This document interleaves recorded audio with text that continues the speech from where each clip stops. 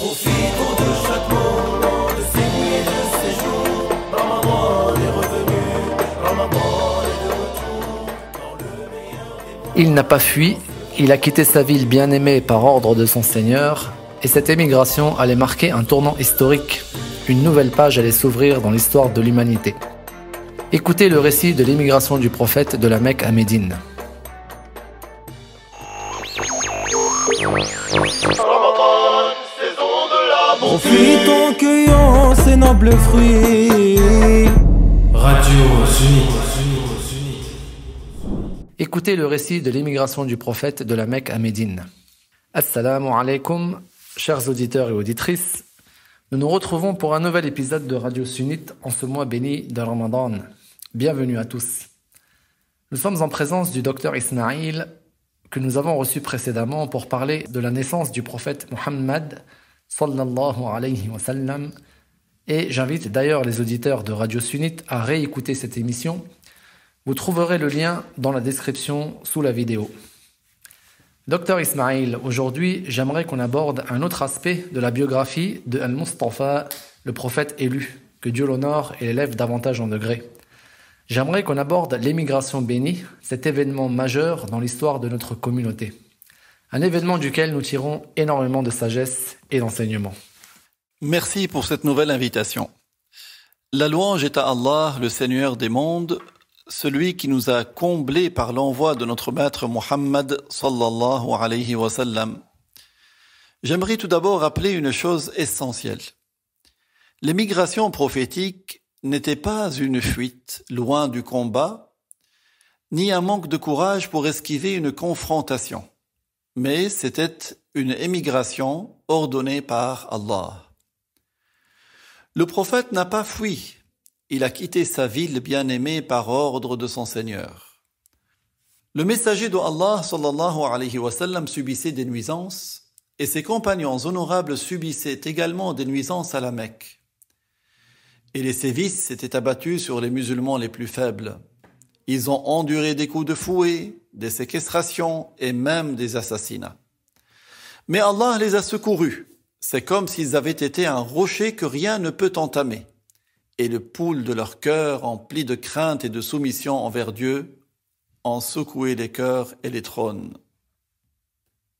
Malgré tout cela, le messager sallallahu alayhi wa sallam avait enduré.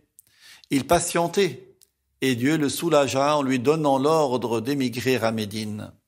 Mais, en émigrant, il allait quitter la Mecque, sa ville, la ville qu'il chérissait de tout son cœur, la ville où il est né, la ville où il a reçu la révélation, la ville où il a grandi. Après le décès de son épouse, la dame Khadija, que Dieu l'agrée, la fille de Khuwaylid, celle qui le soutenait et qui restait à ses côtés, la situation est devenue plus difficile. Et le prophète a été profondément chagriné. Le messager de Allah, sallallahu alayhi wa sallam, a subi de la part des associateurs de Quraysh une grande nuisance. La même année, son oncle Abu Talib, qui le défendait, est décédé, et la tribu de Quraysh a fait beaucoup de mal au messager de Allah, sallallahu alayhi wa sallam, ce qu'elle n'avait pas osé faire durant la vie de son oncle Abu Talib. Le prophète a malgré cela appelé son peuple à l'islam, avec patience et persévérance, malgré leurs nuisances. Avant d'en arriver à nuire autant au prophète, sallallahu alayhi wa sallam, et à ses compagnons, pouvez-vous nous dire ce qu'ont fait les associateurs de Quraysh pour tenter d'empêcher le prophète de diffuser son appel à l'islam? Eh bien, les hommes les plus nobles et les maîtres de la Mecque étaient venus pour lui dire « Nous collecterons une partie de nos biens pour toi, afin que tu sois le plus riche d'entre nous. Si tu recherches le pouvoir, nous te désignons comme roi. » Ils ont dit « Mais arrête de dire du mal de nos dieux. » Mais le prophète est trop honorable pour avoir l'objectif d'acquérir le bas monde, d'obtenir le pouvoir et de jouir de la gouvernance en contrepartie de l'abandon de sa mission de prophète. Et observez bien cette position du guide éminent Muhammad alayhi salatu wassalam lorsque les associateurs étaient venus parler à son oncle paternel Abu Talib en lui disant « Oh Abu Talib, que veut ton neveu ? Il veut un rang élevé, nous le lui donnerons et nous ne ferons rien sans le consulter. » il veut de l'argent, ne fourrant une collecte pour lui, pour qu'il devienne le plus riche d'entre nous. Il veut la souveraineté, nous le désignerons comme roi. Mais le prophète sallallahu alayhi wa sallam a répondu à son oncle paternel en disant « Wallahi ya am, law wada'u shamsa fi yamini, wal qamara fi shimali, ma taraktu hadha al-amra hatta yudhhirahu Allah, aw ahlika dunah. » Ce qui signifie « Je jure par Dieu, ô mon oncle, s'il mettait le soleil dans ma main droite et la lune dans ma main gauche pour que j'abandonne ce sujet, je ne l'abandonnerai pas jusqu'à ce que Dieu lui donne la victoire ou que je meure en l'accomplissant. » Quant à Bilal al-Habashi, que Dieu l'agrée, malgré l'extrême torture qu'il a endurée de la part des mécréants, il ne leur a pas concédé ce qu'ils voulaient, à savoir l'abandon de sa religion de vérité à laquelle il s'était converti. Il est plutôt resté à répéter « Ahadun ahad, ahadun ahad », qui signifie « un seul et unique Dieu, un seul et unique Dieu ». Bilal est resté attaché à la foi malgré toutes ces tortures, subhanallah. Par la suite, les musulmans ont émigré à Médine. Et c'est la deuxième émigration? Effectivement, à la différence de la première émigration qui a lieu en Abyssinie et qui concernait une partie des musulmans seulement, cette deuxième émigration a eu lieu vers Médine, qui s'appelait Yathrib auparavant. Et surtout, elle concernait la totalité des musulmans de la Mecque. Elle a vu un grand sacrifice des compagnons qui ont laissé derrière eux leurs biens, leurs familles et leurs terres dans le seul but d'être agréés par Dieu. Suite à cela, les gens ont commencé à entrer en islam en masse.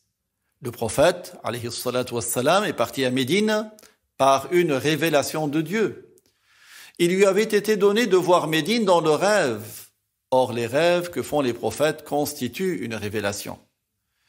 Dieu lui a montré dans le rêve que la terre vers laquelle il allait émigrer avait telles et telles caractéristiques. L'ordre est venu de la part de Dieu, Azza wa Jal, d'accomplir l'émigration à Médine d'illuminer. Les musulmans ont alors commencé à émigrer les uns à la suite des autres.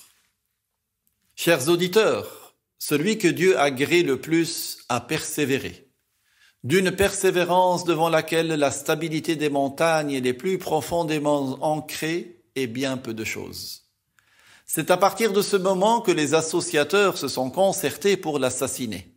Les associateurs de la Mecque s'étaient réunis et s'étaient mis d'accord pour tuer le messager de Allah sallallahu alayhi wa sallam par crainte que son appel ne se propage à d'autres villes. Ils s'étaient mis d'accord pour choisir dans chaque tribu un homme vaillant, d'ascendance bien établie, pour que tous ensemble, ils lui portent le coup d'un seul homme. C'est-à-dire pour le tuer tous en même temps, afin que son sang rejaillisse sur les tribus et que son clan, celui de Banu Abd Manaf, soit incapable de combattre toutes les autres tribus ensemble et qu'ils acceptent en contrepartie le prix du sang. Mais Jibril alayhi salam est venu lui annoncer la ruse des associateurs et lui a ordonné de ne pas passer la nuit à l'endroit où il dormait d'habitude. Le messager de Allah sallallahu alayhi wa sallam a appelé Ali ibn Abi Talib, que Dieu l'agrée. Il lui a ordonné de dormir dans son lit et de se couvrir d'un habit à lui de couleur verte. C'est donc ce que Ali a fait. Et il lui a ordonné de restituer les objets qu'il gardait en dépôt à tous ceux qui lui avaient confié quelque chose. Puis, le prophète, sallallahu alayhi wa sallam, est sorti en se fiant à Dieu. Les mécréants étaient juste devant sa porte. Il a récité la parole de Allah Ta'ala dans Surat Yasin, ce qui signifie « Nous avons fait qu'il y ait devant eux un écran, et derrière eux un écran, et nous avons fait en sorte qu'ils ne puissent pas voir. » Allah a fait que les mécréants ne voient pas son prophète Muhammad alayhi salatu wassalam. De plus, le prophète sallallahu alayhi wa sallam a dispersé du sable qu'il avait à la main sur leur tête. Ils n'ont donc pas vu le prophète sortir, sallallahu alayhi wa sallam. Les non-musulmans de Quraysh avaient envoyé des gens pour suivre les pas de notre bien-aimé Muhammad, sallallahu alayhi wa sallam, dans le désert. Ce sont ceux que l'on appelle les suiveurs de traces, ou spécialistes du traçage. Parmi eux, il y avait un non-musulman qui s'appelait Suraqa. Suraqa, fils de Malik. Il a pu, après beaucoup d'efforts, connaître le chemin qu'avait emprunté le prophète de Dieu et Abu Bakr as-Siddiq, que Dieu l'agrée. Lorsque Suraqa s'est rapproché d'eux, le prophète Muhammad sallallahu alayhi wa sallam a dit « Allahumma kfinahu kayfa shi'ta wa bima shi'ta » ce qui signifie « Oh Allah, préserve-nous de lui comme tu veux et parce que tu veux ». C'est alors que les pattes avant de la monture de Suraqa se sont enfoncées dans la terre et le cheval s'est retrouvé embourbé jusqu'au ventre et Suraqa est tombé. Puis, Suraqa a demandé une garantie de sécurité de la part du messager de Allah sallallahu alayhi wa sallam, chose qu'il lui a accordée. La monture a alors pu s'extirper et se remettre sur ses pattes comme elle était. Suraqa s'est rapproché du messager de Allah sallallahu alayhi wa sallam et lui a annoncé ce que les non-musulmans de Quraysh voulaient lui faire comme mal et qu'ils avaient promis de l'argent pour celui qui leur annoncerait où se trouvait le prophète sallallahu alayhi wa sallam. Suraqa a ainsi informé le prophète élu qu'il ne dirait à personne où il se trouvait, lui et Abu Bakr. Le prophète était donc parti seul avec son compagnon Abu Bakr. Pourriez-vous nous en dire davantage sur la manière dont son émigration s'est réalisée? Abu Bakr a accompli l'émigration avec le messager de Allah sallallahu alayhi wa sallam. Il l'a accompagné dans la grotte. Il lui a tenu compagnie et il l'a protégé par sa propre personne. Abu Bakr demandait avant cela au prophète l'autorisation pour sortir et migrer. Mais le messager de Allah sallallahu alayhi wa sallam lui disait « La ta'jal, la'alla Allah yaj'alu laka sahiba » ce qui signifie « Ne t'empresse pas ». Il se peut que Dieu t'accorde un compagnon pour ton émigration. Et quand est venu le moment d'émigrer, le messager de Allah sallallahu alayhi wa sallam s'est rendu chez Abu Bakr alors qu'il était endormi et l'a réveillé. Le messager de Allah sallallahu alayhi wa sallam lui a dit « Qad udhina li fil khuruj » ce qui signifie « J'ai reçu l'autorisation de partir ». Aïcha, que Allah l'agrée, disait « J'ai alors vu Abu Bakr pleurer de joie ». Le messager éminent était donc accompagné par notre maître Abu Bakr as-Siddiq, celui qui avait un cœur doux. Abu Bakr, que Dieu l'agrée, marchait tantôt devant le prophète, tantôt derrière le prophète. Le messager de Allah sallallahu alayhi wa sallam l'avait interrogé à ce sujet et Abu Bakr avait répondu « Ô messager de Dieu, quand je pense aux gens qui essayent de nous rattraper, je marche derrière toi. Et quand je m'attends à des gens qui risquent de nous tendre un piège, je marche devant toi. » Puis il a dit que Dieu l'agrée par celui qui t'a envoyé pour annoncer la vérité. Chaque fois qu'il y a une difficulté, je souhaiterais la subir et que tu ne la subisses pas. Le messager de Allah sallallahu alayhi wa sallam était ainsi parti avec son compagnon Abu Bakr as-Siddiq jusqu'à parvenir à la grotte de Thawr. Al-Bayhaqi a rapporté dans Dala'il an-Nubuwah que lors de la nuit de l'événement de la grotte, Allah a ordonné à un arbre de croître et de pousser. Dieu a aussi ordonné à une araignée de tisser sa toile à l'entrée de la grotte, ce qu'elle a fait. Dieu a également ordonné à 2 pigeons sauvages de s'installer juste à l'entrée de la grotte. Subhanallah, Dieu a ainsi protégé le prophète par une toile d'araignée. Et oui, Allah a préservé celui qu'il agrée le plus par une toile d'araignée. Allah a protégé celui qu'il agrée le plus par la plus faible des résidences, la plus vulnérable, la résidence d'une araignée. Gloire à Dieu qui est exempt d'imperfection, celui à qui toute chose appartient et qui est exempt de tout défaut, celui qui fait absolument ce qu'il veut. Que l'honneur et l'élévation en degré te soient accordés, ô toi, mon maître, ô messager de Dieu. Quand ils sont arrivés à la grotte de Thawr, le compagnon du messager de Dieu a dit à son bien-aimé, sallallahu alayhi wa sallam, par celui qui t'a envoyé pour annoncer la vérité, tu n'y entreras pas avant que je n'y entre.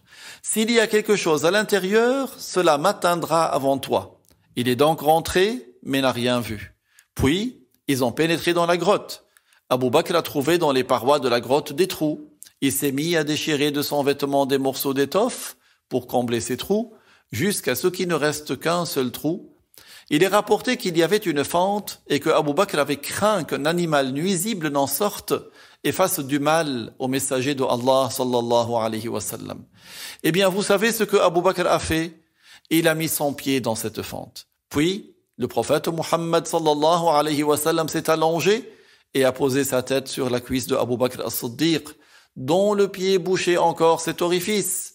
Il a été rapporté qu'une vipère l'a mordu au pied, au point que ses larmes étaient tombées, sans toutefois qu'il ne relève son pied. Des jeunes de Quraysh étaient venus avec leurs bâtons et leurs épées. Quand ils se sont rapprochés du prophète sallallahu alayhi wa sallam, l'un d'entre eux a regardé vers la grotte. Voyant la toile d'araignée à l'entrée de la grotte et les 2 pigeons à l'entrée, il a fini par rejoindre ses compagnons qui lui ont dit « Qu'est-ce qui t'arrive? Tu n'as même pas regardé à l'intérieur de la grotte ?» Il a répondu « J'ai vu 2 pigeons à l'entrée de la grotte, j'en ai déduit qu'il n'y avait personne à l'intérieur. » Le prophète sallallahu alayhi wa sallam et son compagnon Abu Bakr, que Allah l'agrée, sont restés dans la grotte pendant 3 jours. Et Amir ibn Fuhayra, le serviteur de Abu Bakr as-Siddiq, venait à eux la nuit pour être à leur service. Et Abdullah, le fils de notre maître Abu Bakr as-Siddiq, que Dieu les agrée tous les deux, venait les informer de ce qu'il avait entendu des gens, qu'est-ce qu'ils complotaient contre eux, puis ils repartaient, ils s'en allaient. Le prophète a donc voyagé de la Mecque à Médine alors qu'il était recherché par des gens qui voulaient sa mort. Il a parcouru toute cette distance et subi toutes les épreuves que vous nous avez racontées. J'imagine sa joie et le soulagement des musulmans qui l'attendaient à Médine quand il est enfin arrivé. En fait, les émigrants et les partisans partaient jusqu'à Quba. Ils attendaient avec impatience l'arrivée du prophète sallallahu alayhi wa sallam chaque début de journée. Et lorsque le soleil tapait fort, ils retournaient chez eux. Le jour de son arrivée, sallallahu alayhi wa sallam, ils sont partis comme à leur habitude, le matin. Et lorsque le soleil s'est mis à taper trop fort, ils sont repartis. C'est alors que quelqu'un a crié depuis une forteresse « Voici votre compagnon, celui que vous attendez !» Ils portèrent leurs armes et lui firent bon accueil. Le prophète sallallahu alayhi wa sallam est parvenu jusqu'à l'emplacement de Quba où il s'est installé avec joie et bonheur. Et savez-vous quel jour a eu lieu son arrivée?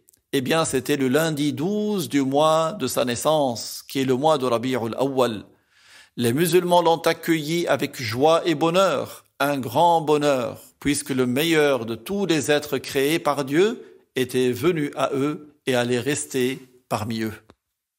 Vous avez dit que les habitants de Médine ont fait un bon accueil au prophète, contrairement aux Mécois qui voulaient le tuer. Cela veut dire qu'ils avaient entendu et accepté le message du prophète? À propos des gens de Médine, une grande partie d'entre eux étaient entrés en islam avant même que le messager ne vienne s'installer à Médine, lorsqu'il était encore à la Mecque. Les habitants de Médine, Médine l'illuminé qui s'appelait auparavant Yathrib, venaient à l'occasion du pèlerinage à la Mecque. Le pèlerinage chez les associateurs était une coutume qu'ils pratiquaient parce que leurs ancêtres musulmans faisaient le pèlerinage. Eux étaient des idolâtres. Ils faisaient donc ce pèlerinage par imitation de leurs ancêtres. Les gens des différents horizons de la péninsule arabique venaient donc à cette occasion à la Mecque. Le messager, sallallahu alayhi wa sallam, à cette occasion, passait parmi les gens et leur disait « Ayyuhan nas, qulu la ilaha illallah tuflihu » ce qui signifie « Ô vous les gens, dites qu'il n'est de Dieu que Dieu, vous gagnerez. » Certains d'entre eux entraient en islam, ceux à qui Allah a guidé le cœur vers la foi. Mais la plupart des associateurs, quand ils entendaient de lui la parole qu'il n'est de Dieu que Dieu, cela leur était difficile, parce que cela voulait dire délaisser ces idoles que vous adorez. Le messager de Allah sallallahu alayhi wa sallam avait rencontré lors de la saison du pèlerinage des gens de la ville de Yathrib, qui étaient de la tribu de Al-Khazraj. Il les a appelés à l'islam et ils sont entrés en islam. La plupart de ces habitants étaient entrés en islam après la venue de plusieurs d'entre eux à Al-Aqabah une première fois, puis une deuxième fois l'année suivante. Ils s'étaient engagés à soutenir le prophète et à lui obéir. Il leur avait alors envoyé certains de ses compagnons pour leur enseigner la religion agréée par Dieu et diffuser cette religion de droiture à Médine. Il est indispensable, alors que nous sommes en train de parler de l'émigration prophétique, de nous rappeler nos premiers prédécesseurs. ceux dont Allah Ta'ala fait l'éloge dans le Coran honoré par sa parole, وَالسَّابِقُونَ الْأَوَّلُونَ مِنَ الْمُهَاجِرِينَ وَالْأَنصَارِ وَالَّذِينَ اتَّبَعُوهُمْ بِإِحْسَانٍ رَضِيَ اللَّهُ عَنْهُمْ وَرَضُوا عَنْهُ. Ce qui signifie les premiers prédécesseurs parmi les émigrants et les partisans, et ceux qui les ont suivis parfaitement, Dieu les a agréés et ils se sont satisfaits de Dieu. Ceux-là étaient tous des saints agréés par Dieu. Parmi les premiers à avoir cru au prophète, alayhi salatu wassalam, après qu'il a reçu sa mission de prophète, il y a notre maître Abu Bakr et notre maître Ali. Quant à notre maître Omar et à notre maître Othman, c'est plus tard qu'ils sont entrés en islam que Dieu les agrée tous, mais tous ont accompagné le messager de Dieu une longue période. Parmi les compagnons, il y a également ceux qui ne sont pas restés une période très longue avec lui, mais à qui Dieu a accordé une forte ardeur et un engagement total, comme Abu Huraira, qui a rapporté de nombreux hadiths du messager de Allah sallallahu alayhi wa sallam.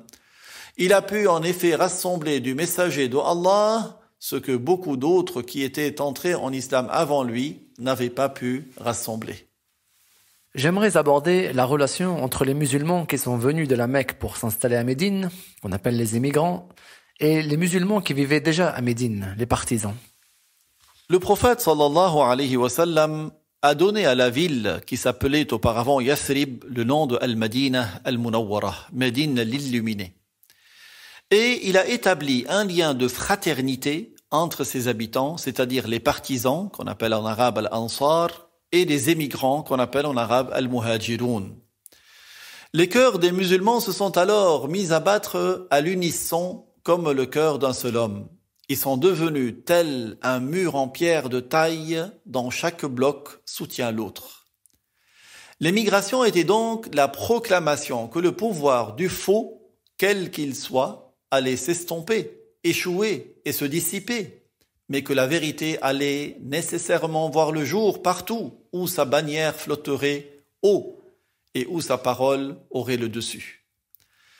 La première année après l'émigration, le prophète a construit sa mosquée et il a établi une fraternité entre les émigrants al-Muhajiroun et les partisans al-Ansar. C'est durant cette année que l'appel à la prière a été légiféré et qu'il a ordonné d'accomplir la prière en direction de Jérusalem, accomplissant la prière dans sa direction pendant environ 17 mois.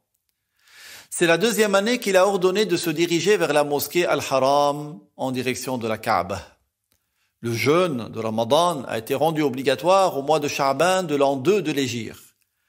Après l'obligation du jeûne, la zakat de Al-Fitr a été rendue obligatoire 2 jours avant Al-Eid, la fête. C'est cette année aussi qu'a eu lieu la conquête de Badr pendant le mois de Ramadan. Et au mois de Shawwal, le prophète a épousé Aïcha et Ali a épousé Fatima. La 10e année, son fils Ibrahim est décédé. Il y a dans l'émigration prophétique une sagesse éminente. 8 années après que le messager ait quitté la Mecque et soit allé à Médine, il est retourné conquérir la Mecque avec une armée qui comportait 10 000 musulmans. Ainsi, Allah a donné la victoire à son prophète, Muhammad sallallahu alayhi wa sallam, et il a fait perdre les différentes factions et les associateurs.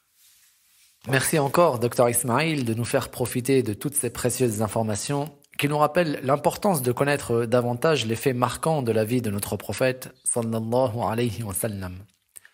Pourriez-vous, pour conclure, nous indiquer les sagesses que nous tirons de cet événement majeur que fut l'hégire du prophète? L'émigration bénie al-Hijra ou l'hégire a été un événement très important dans l'histoire de la région. On compte les années lunaires du calendrier musulman justement à partir de cette date charnière. Et le début du calendrier utilisé par les musulmans après cela était le mois de Al-Muharram de cette année durant laquelle le prophète avait fait l'émigration. Parmi les nombreuses leçons que nous pouvons tirer de l'émigration bénie, il y a le fait de se soumettre et obéir aux ordres de Dieu, quel que soit le prix du sacrifice, se montrer patient et endurer face aux difficultés, aux épreuves et à toutes les sortes d'injustices et d'oppressions, se mettre du côté de la vérité avec courage, fermeté, détermination et volonté. Peu importe le nombre des épreuves et la gravité des problèmes qui nous atteignent, nous ne devons pas délaisser la piété. Allah dit dans le Coran, وَمَنْ يَتَّقِ اللَّهَ يَجْعَلْ لَهُ مَخْرَجًا وَيَرْزُقُهُ مِنْ حَيْثُ لَا يَحْتَسِبُ. Ce qui signifie, celui qui craint Dieu et lui obéit, il lui accordera une issue et il lui accordera une subsistance de là où il ne s'attendait pas à en recevoir. Il ne convient pas d'être de ceux qui ne font les adorations que lorsqu'ils ont des problèmes. Il ne convient pas d'être de ceux qui ne font la prière que durant les périodes d'examen. Il ne convient pas d'être de ceux qui ne donnent des aumônes et ne s'acquittent de la zakat que lorsqu'ils sont malades. Au contraire, il convient de craindre Dieu dans la prospérité et dans la difficulté. فَإِنَّ مَعَ الْعُسْرِ يُسْرًا إِنَّ مَعَ الْعُسْرِ يُسْرًا. Après la difficulté viendra la prospérité. Certes, après la difficulté viendra la prospérité. Chers auditeurs, les leçons que l'on peut tirer de l'immigration sont nombreuses. Entre autres, il y a la patience face aux difficultés et aux épreuves, la persévérance lorsque l'on est confronté à ce qui est faux, et le fait de se tenir du côté de la vérité avec courage et détermination, en prodiguant les efforts et les biens pour lui assurer la victoire. L'hégire a été une grande étape dans la propagation de la religion de l'islam. Barakallahu fikum, Dr Ismail. Merci à vous, chers auditeurs de Radio Sunnite, pour votre fidélité et vos messages de soutien. Vous pourrez retrouver cette émission et de nombreuses autres sur notre chaîne YouTube APBIF. Abonnez-vous si ce n'est pas déjà fait, partagez la vidéo, likez et laissez-nous un commentaire.